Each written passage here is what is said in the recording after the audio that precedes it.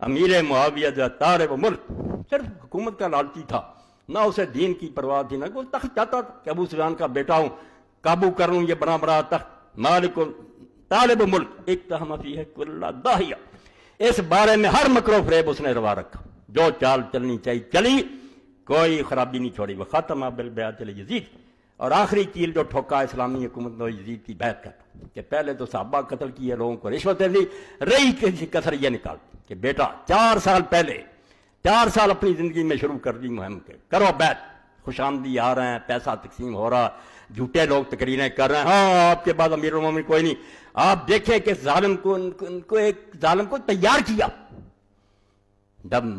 وفد آئے تھے وہ کھڑا ہو گیا شامی یزید بن مکنہ، اس نے تلوار لہرا کر کہا آپ ہیں معاویہ ہمارے امیر المومنین، اور اس کے بعد یہ ہے، ابھی کوئی بیعت نہیں ہوئی، نہیں پلان بڑھ رہا ہے، مکاری فریب، آپ کے بعد یہ ہے،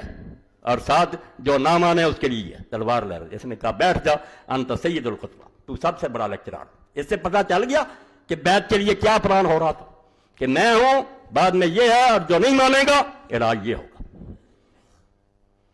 جو فرماتے ہیں فَالَّذِي يَضْمَنُّهُ الْتَعْدَى فَأَخْطَأَ لَا نُقُلِ الْتَعْدَى فَأَخْطَأَ لَكِنَّ إِمَّا جَاهِلْ لِحَقِيقَةِ الْحَالِ مُقَلِّدْ وَإِمَّا ذَالِ اتَّبَعَ هَوَاهُ۔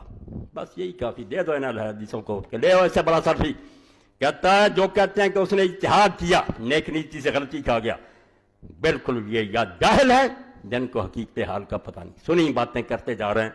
وَإِمَّا ذَالِ اتَّبَعَ هَوَاهُ، یا وہ گمراہ ہیں جو اپنی خواہشات کے پیچھے لگیں، یا بے علم ہے جو یہ کہتے ہیں،